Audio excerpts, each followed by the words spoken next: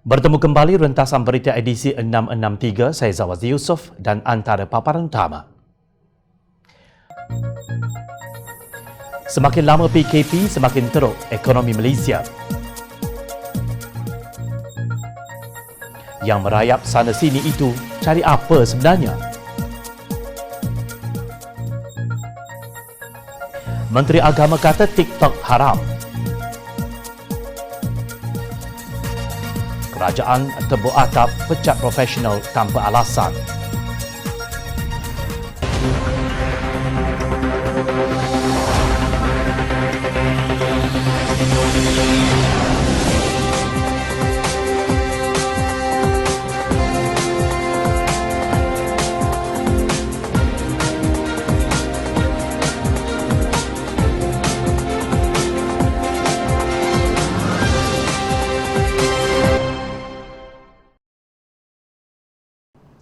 Assalamualaikum dan salam sejahtera. Akademi Perubatan Malaysia menggesa kerajaan melanjutkan Perintah Kawalan Pergerakan atau PKP sehingga selepas sambutan Hari Raya Aidilfitri. Menurut mereka, balik kampung secara beramai-ramai boleh memburukkan lagi penyebaran wabak COVID-19. Penjarakan sosial akan gagal apabila perantau yang balik beraya berkumpul di hentian serta kawasan rehat dan rawat sepanjang lebuh raya. Penarikan balik PKP atau penguatkuasaan yang terlalu longgar akan menyebabkan segala kebaikan yang telah dicapai daripada duduk di rumah selama 4 minggu kebelakangan ini menjadi sia-sia. Perang melawan COVID-19 masih jauh lagi. Banyak pengorbanan yang telah dan akan terus dilakukan dalam tahun ini, kata kumpulan itu dalam satu kenyataan yang dipetik Malaysia Kini.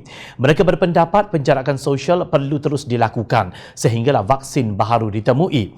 Disebabkan pandemik COVID-19, penjarakan sosial perlu menjadi norma baharu sekurang-kurangnya untuk satu tempoh waktu sehingga keadaan menjadi terkawal.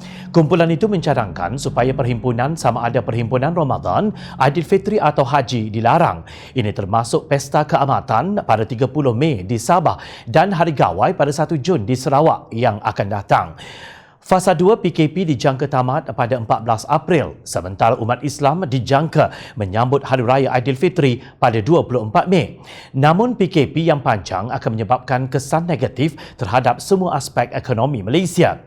Dr. Nordlin Khalid, pensyarah kanan Pusat Kajian Pembangunan Inklusif dan Lestari, Fakulti Ekonomi dan Pengurusan Universiti Kebangsaan Malaysia berkata, COVID-19 menyebabkan struktur ekonomi dunia mengalami keadaan kejutan dan ketidakpastian.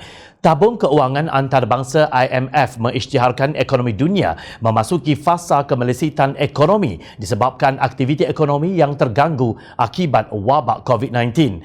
Dijangkakan kemelesitan ekonomi ini jauh lebih teruk daripada apa yang berlaku pada krisis ekonomi subprime pada tahun 2008. Krisis keuangan subprime 2008 adalah berpunca daripada pengucupan kecairan dalam sistem perbankan akibat pecahnya gelembung perumahan di Amerika Syarikat, tulisnya. Bila merujuk kepada kajian Organisasi Kerjasama Ekonomi dan Pembangunan atau OECD, Bank Dunia yang meramalkan akibat COVID-19, dunia akan kehilangan pertumbuhan output KDNK sebanyak 2.4% pada tahun 2020. COVID-19 juga memberi kesan kejutan negatif kepada pasaran buruh. Daripada segi jumlah pekerja, Pertubuhan Buruh Antarabangsa ILO meramalkan sebanyak 25 juta pekerja akan kehilangan pekerjaan di seluruh dunia, ujarnya.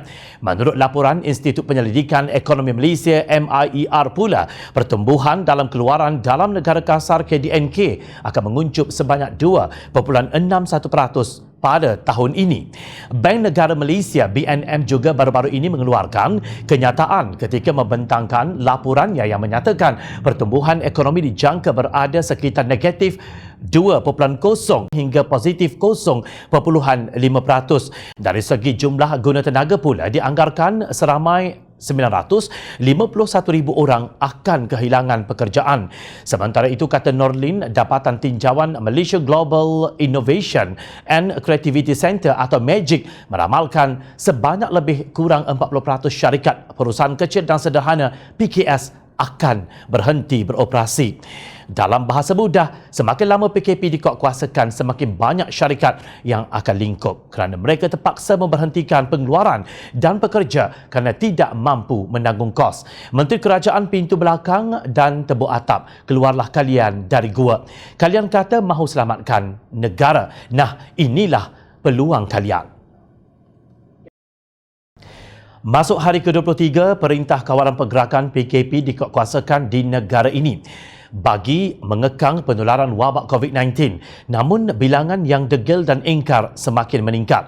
Ketua Pengarah Kesihatan Datuk Dr. Nur Hisham Abdullah pada sidang akhbar harian melahirkan kebimbangan jika sikap ini tidak diubah, wabak ini sukar dibendung. Beliau berkata aktiviti pergerakan yang tidak dibenarkan termasuk kunjung-mengunjung ke rumah saudara mara dalam tempoh PKP.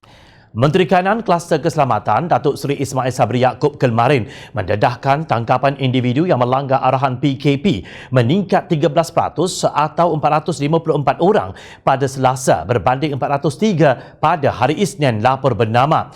Beliau memberitahu kawasan yang dikategorikan sebagai zon merah COVID-19 juga meningkat kepada 23 lokasi seluruh negara. Adalah difahamkan sehingga kini 4 lokasi dikenakan Perintah Kawalan Pergerakan diperketat atau PKPD, iaitu Simpang Renggam Johor dan Hulu Langat Selangor serta 3 bangunan di Kuala Lumpur Menara City One, bangunan Selangor Mansion dan Melayan Mansion. Dalam pada itu, setakat semalam, 3 negeri terus mencatat jumlah kes positif COVID-19 tertinggi, iaitu Selangor 1,078 kes, manakala Kuala Lumpur 685 kes dan Johor 496 kes. Susulan peningkatan kes ingkar PKP, Polis Diraja Malaysia mengambil langkah lebih tegas dengan mengenakan kompaun RM1,000 terhadap individu ingkar PKP bermula semalam. Setakat semalam, terdapat 156 kes baharu direkodkan, menjadikan keseluruhan kes positif COVID-19 di Malaysia ialah 4,119 kes dengan 65 kematian. Sebanyak 1 kematian jangkitan COVID-19 dilaporkan hari ini, menjadikan keseluruhan mangsa yang terkorban akibat wabak berkenaan seramai 63 orang. Menurut Nur Hisham, kes kematian ke-63 iaitu kes ke-3,794 merupakan lelaki warga negara Malaysia yang mempunyai sejarah menghadiri Perhimpunan Keagamaan di Sulawesi Indonesia pada 17 Mac 2020 hingga 24 Mac lalu. Kes kematian ke-63 iaitu kes 3,794 merupakan lelaki warga negara Malaysia berumur 71 tahun yang berasal daripada Perlis. Beliau mempunyai sejarah menghadiri Perhimpunan Keagamaan di Sulawesi Indonesia pada 17 Mac 2020 sehingga 24 Mac 2020. Pada masa itu, wabak COVID-19 sudah menular di seluruh dunia. Naib Presiden Amanah Datuk Seri Dr. Mujahid berkata menjaga nyawa manusia lain dan dalam proses itu menjaga nyawa sendiri adalah antara tujuan utama syariat Islam. Setiap langkah ke arah jaga nyawa adalah tuntutan syariat Islam, ciaknya di Twitter. Dalam masa Mujahid memberi peringatan, masih ada pengkomen yang tidak tahu di mana budi pekerti dan akal mereka tetap melontarkan sindiran yang tidak masuk akal kerana benci kepada DAP. Adakah DAP yang membawa masuk COVID-19 ke Malaysia? Ternyata gelombang kedua yang dahsyat ini tiada kena-mengena dengan pelancong Cina. Malah ramai yang meninggal dunia mempunyai sejarah menghadiri perhimpunan tabligh di Masjid Seri Petaling pada Sabtu 29 Februari lalu. Ramai yang tertanya-tanya bagaimana pula himpunan tabligh ini boleh dijangkiti virus COVID-19. Ramai juga yang menyalahkan dan memaki hamun pesakit yang dikenali sebagai kes ke-136 kerana berjalan ke sana sini walaupun mendapati dirinya tidak sihat. Justru apakah pengajaran yang perlu kita semua hadam? COVID-19 tidak kena bangsa dan agama. Kita sebagai warga negara yang prihatin harus mempunyai sikap yang bertanggungjawab. Perbuatan anda mungkin nampak remeh, tetapi kesannya amat besar jika anda pembawa penyakit berjangkit ini atau anda berhubung dengan pesakit ini. Jika tidak, sayang nyawa sendiri, sekurang-kurangnya kasihanilah kepada kaki tangan Kementerian Kesihatan yang tidak mengira waktu dan kepenatan demi menyelamatkan nyawa. Kasihanlah kepada penguatkuasa yang berpanas berhujan, tidak kira malam maupun siang, untuk memastikan anda duduk di rumah semasa PKP. Adakah permintaan itu terlalu berat? Menteri Pengajian Tinggi Datuk Dr. Nur Aini Ahmad dikecam hebat oleh rakyat yang prihatin selepas memuat naik satu tweet di akaun Twitter miliknya mempromosikan pertandingan TikTok.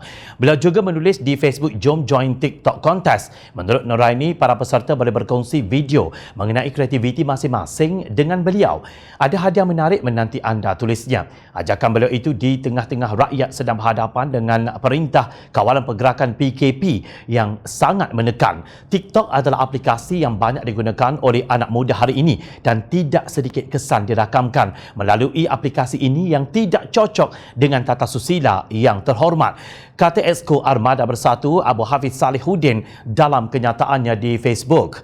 Beliau berkata meminta para mahasiswa atau rakyat membuat video TikTok dan rakaman dalam pejabat menteri menari sebegitu dengan janji hadiah kurang sesuai untuk Menteri Pengajian Tinggi yang mengetuai jentera akademik terhormat di Malaysia.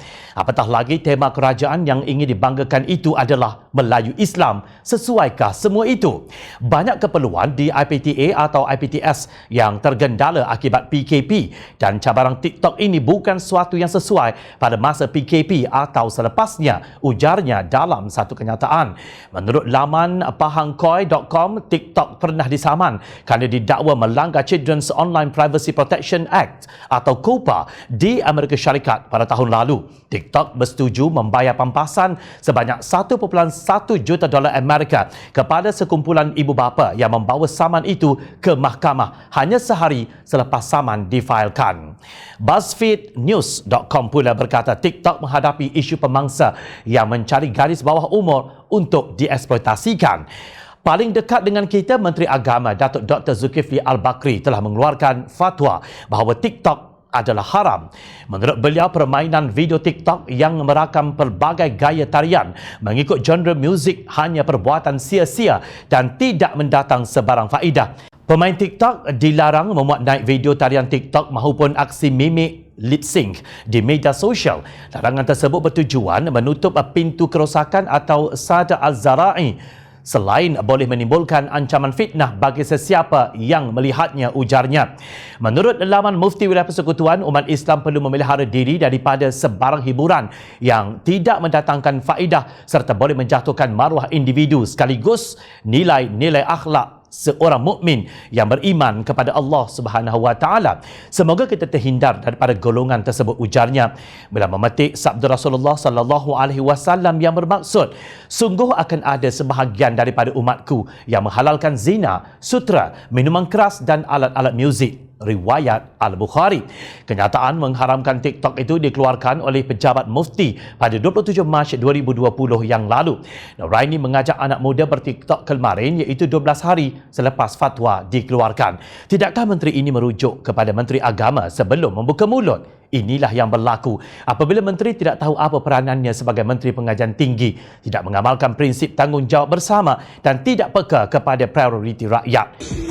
You guys, jangan merayau-rayau tau. Stay put. Kita buat TikTok. Siapa yang paling kreatif, saya ada hadiah menarik untuk anda. Jom Channel ingin bertanya kepada pemimpin-pemimpin PAS, siapakah yang Islam liberal yang menganjurkan aktiviti yang menjurus kepada kejatuhan nilai akhlak Islam? Sungguh memalukan. Asalkan dilantik oleh Kerajaan Pakatan Harapan, pecat sahaja. Peduli apa dengan kelayakan mereka? Itulah nampaknya yang sedang berlaku. Berbeza dengan Kerajaan Pakatan Harapan yang masih melantik individu yang berkhidmat dengan Kerajaan Barisan Nasional. Kerajaan Pakatan Harapan masih melantik bekas Menteri UMNO Tan Sri Abdul Wahid Omar sebagai pengerusi Lembaga Pengarah Universiti Kebangsaan Malaysia. Puteri UMNO Datin Vivi Yusof pula dilantik sebagai Ahli Senat di UiTM.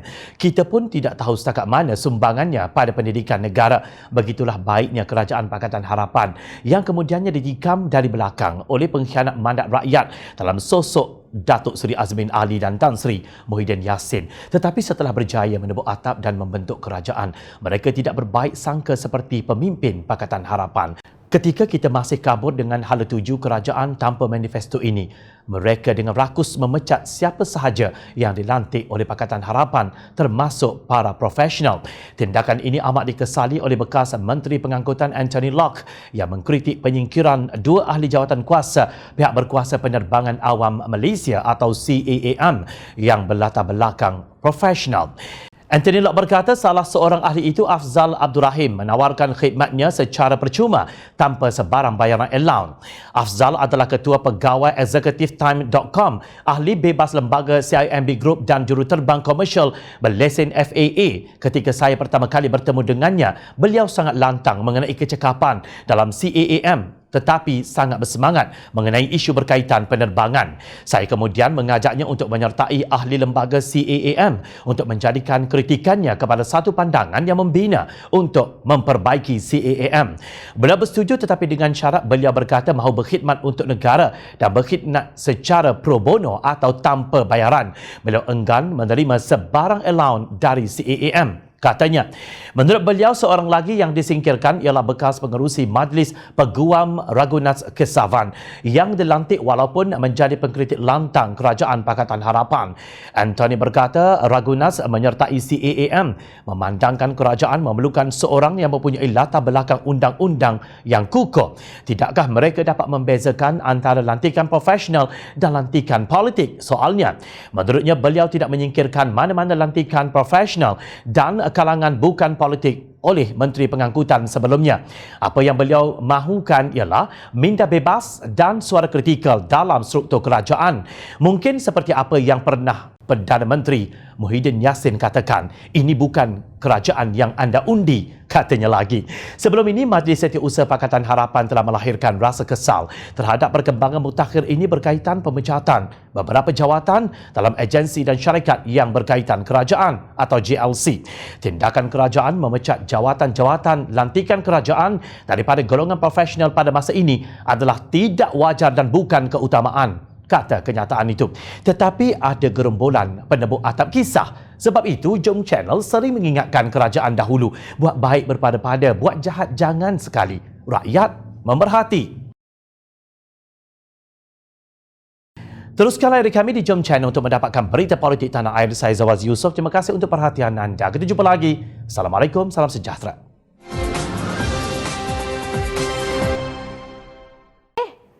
Hai!